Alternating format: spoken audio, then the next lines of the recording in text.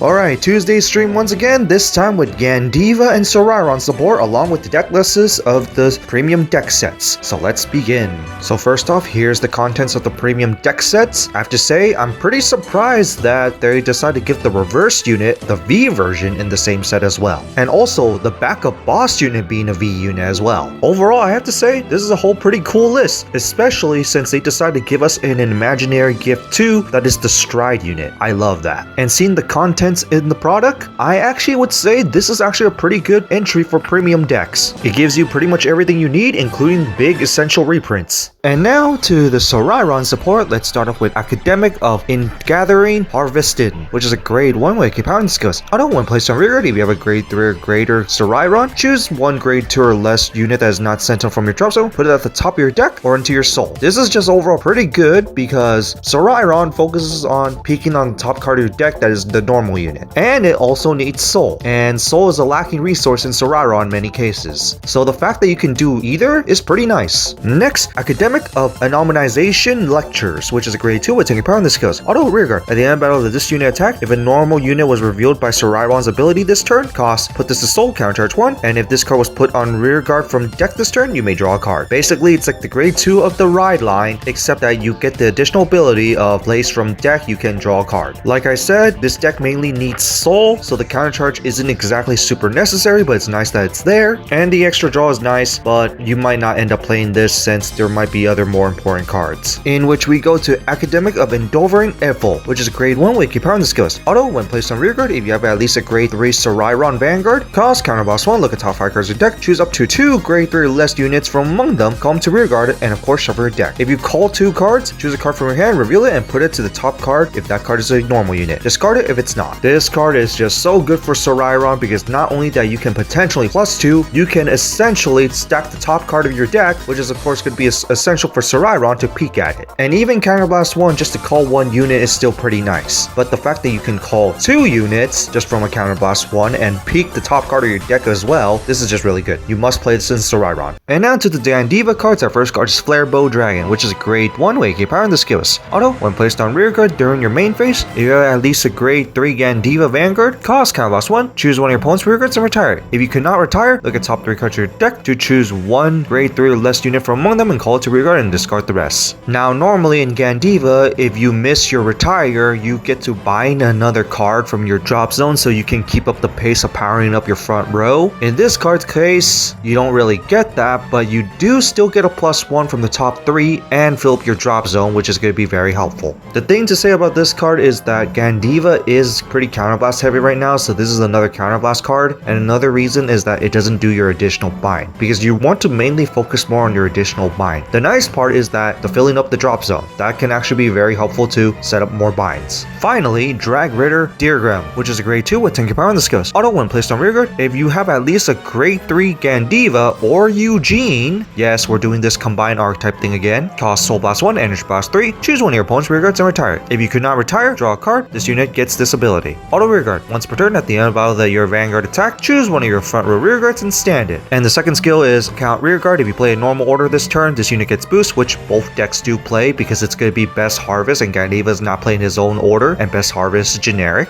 But this card is just so good for both decks because 1, it still retires, which is going to help out both decks, but 2, if you miss, you get a restanding rearguard. This is just overall just so helpful for both decks because Eugene overall is not really a multi-attack deck despite having the restanding Vanguard, but it doesn't have restanding rearguard, and it does have that one weakness where if your opponent decides to keep their rearguards open, nothing really happens to them. So now with this card, at least that there's some extra punishment, and for Gandeeva, it's just more consistency to get more extra attacks, in which Gandeeva itself can already power up the rearguards. And not only that, the extra boost ability is really helpful, especially for Gandeeva where it doesn't really play much grade 1s. And also, no counterblast needed. That's going to be very important, especially for Gandeeva that is now very counterblast heavy, and Eugene where it soul charges a lot. Just overall pretty good. So that's it for the new Solrairon and Gandeeva support, or along with Eugene. What do you guys think of it? Overall, pretty decent support, I have to say. Solrairon in particular, I actually see potential for all 3 cards being used. It's just Solrairon extra consistency right there. Gandeeva is a little bit hit and miss other than the Drag Ritter card, which is also with Eugene, because that one is just basically extra freestanding rearguard, and it can punish your opponent as well. But on that, that's it for this, and see you all next time.